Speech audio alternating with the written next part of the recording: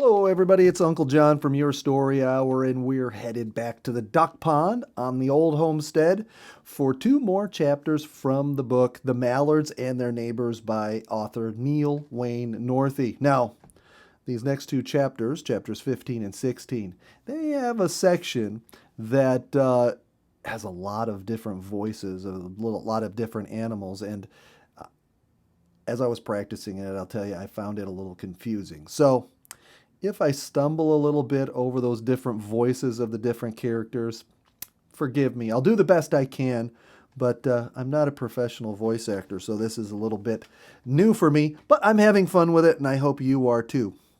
So let's get to our chapters. Chapter 15 and 16. Danny Muskrat finds something good. The grassy house of Danny Muskrat was one place where few enemies came. It was built of tumbled bulrushes, fuzzy cattails, oozy mud, and swamp grass. One reason why it was quite safe was that it was too far from land for most enemies like Reddy Fox and Ranger the Coyote to venture. But the main reason was that Danny's doorway was completely underwater and no one knew where it was but him and Mrs. Muskrat. When Danny built his grassy house, he first made a big pile of tumbled bulrushes and oozy mud that rested on the bottom of the duck pond with the top above water, which was to be his floor. He made a hole in the middle of this pile, and under the pile he dug a trench for a doorway that led to the hole in the center. Then he could dive through the trench, follow through the hole in the middle, and come right up into his house.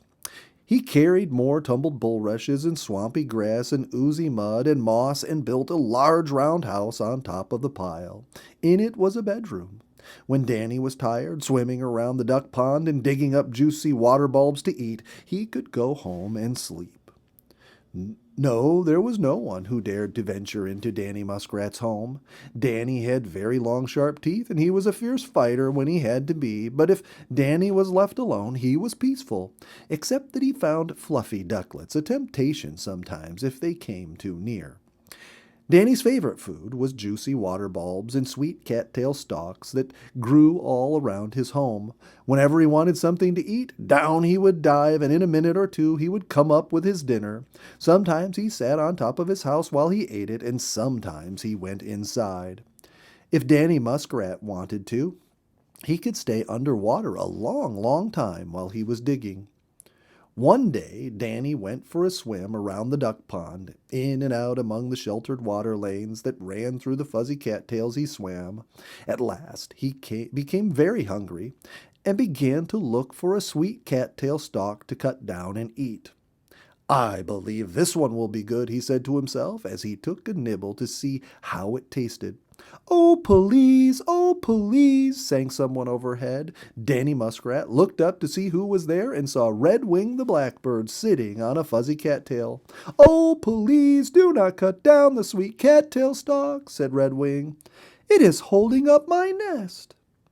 Danny Muskrat and Redwing were very good friends. Danny liked to hear Redwing sing. Sometimes when enemies came near, Redwing stopped singing and sang, "Cack, cack." Then Danny knew it was time to dive out of sight.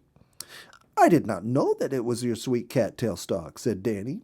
I am sure I do not need it, for there are many, many more. Oh, thank you, said Redwing. And so Danny went to look for a juicy water bulb, while Redwing the Blackbird sang happily, "O-ka-lee, o-ka-lee." Danny Muskrat did not always stay in the water. Sometimes he went exploring in the fresh earth fields near the duck pond. In fact, he had sometimes gone over to Little River to visit some friends. Danny's friends that lived along Little River did not live in a grassy house. They lived in a hidden den in the bank. Their doorway was deep underwater, just like the doorway of Danny's grassy house. Anyone passing by would never have dreamed that there was a hidden den in the bank.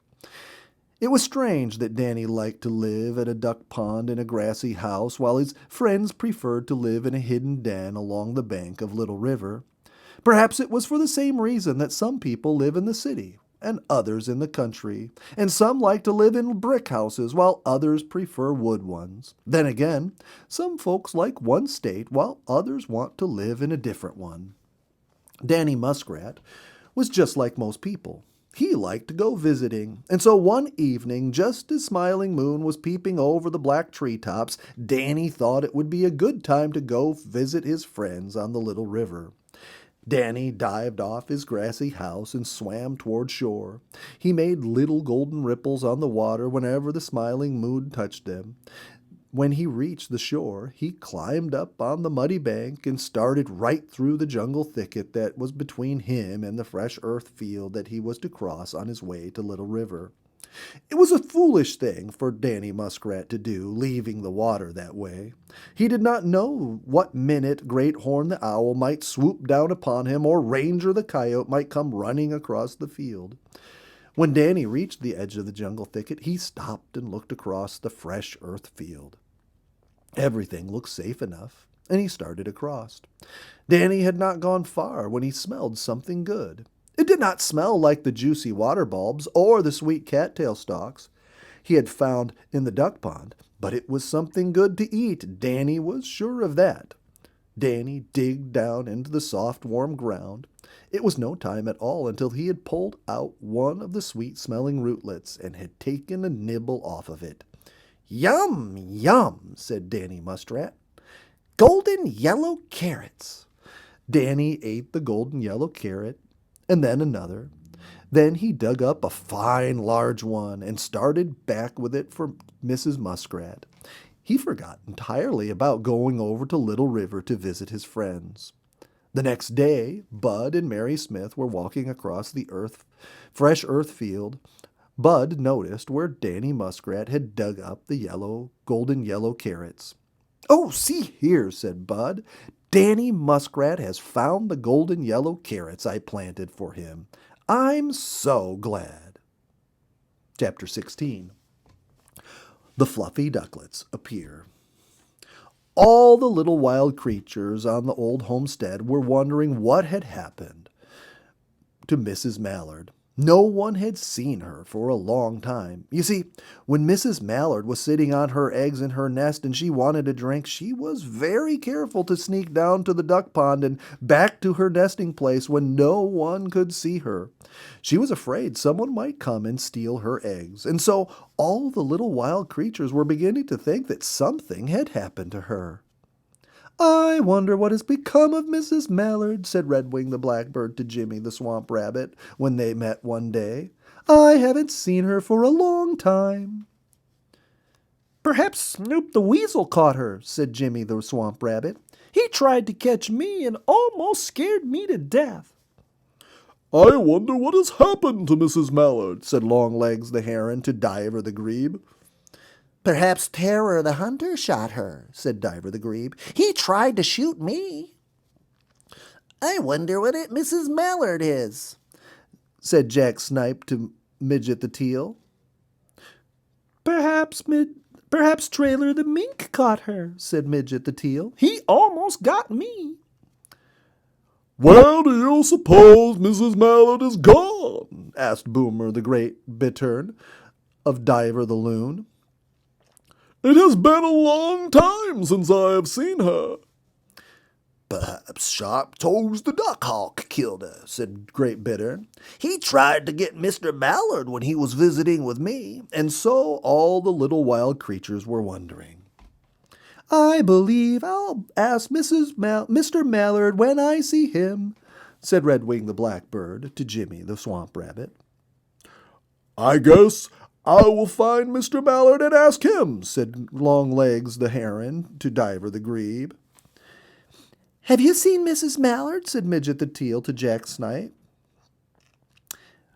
"Suppose we see where Mr. Mallard is," suggested Great Diver the Loon to Boomer the Bittern. So away they all went to find Mr. Mallard. But Mr. Mallard only went about his business of hunting something to eat and said nothing when they asked him. Bud and Mary Smith were also wondering about Mrs. Mallard, but neither said anything to the other. I wonder when Mrs. Mallard's eggs will hatch, is what Bud was thinking to himself. I believe I'll sneak down to the duck pond and see if there are any fluffy ducklets in sight yet. Won't that be fun to tell Mary about them? And away went Bud toward the duck pond when Mary was not watching. I wonder what Mrs. Mallard really is on her nest all this time. I wonder if Mrs. Mallard really is on her nest all this time, said Mary to herself. I'm afraid something has happened to her. I think I will run down to the duck pond while Bud is not here and see if there are any fluffy ducklets. It will be so much fun to see them first and then tell Bud. And away slipped Mary through the apple orchard so she would be sure Bud would not see her.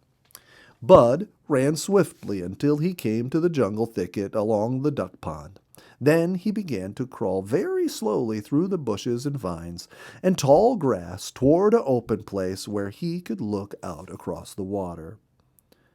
In a short time, Bud thought he heard a noise in the jungle thicket, and he stopped to listen. Sure enough, something was snapping twigs and rubbing against the brush. It sounded as if the noise was coming his way. Bud stretched out on the ground, out of sight in the jungle thicket. Nearer and nearer came the noise. At last, Bud sat up carefully and looked through a large bush that was in front of him, and what do you suppose he saw? Why, Mary's red hat. Now, isn't that just like a girl, thought Bud, trying to sneak through the jungle thicket with a hat one could see a mile away. But Mary's sharp eyes had spied Bud's sweaty face shining through the bush, and it was useless for him to try to hide any longer. "What are you doing here?" asked Bud as Mary came up. "What are you doing here?" said Mary. "Oh, I just thought I'd come over and see. Well, I was wondering about Mrs. Mallard," replied Bud. "Thought you could be the first to see the fluffy ducklets, if there were any, didn't you?" said Mary. "But you're not, because I'm going right along." "Well, I suppose it's all right," said Bud, "but if you're going with me, you will have to take off that red hat. A fine scout you'd be." Mary removed her hat, and crept along behind Bud. The sticks hurt her knees sometimes, but she did not mind that. She was a little worried, though, when one caught in her stocking and tore a big hole in it. "Now see what I've done," said Mary. "Psst, not so loud," whispered Bud. "Let's take a peep and see if there's anything in sight." Bud and Mary rose up slowly and looked through the fuzzy cattails and tumbled bulrushes. They both exclaimed at once. For right there in front of them, and not half as far away as Bud could have thrown a stone, were Mr. and Mrs. Mallard and 10 fluffy ducklets.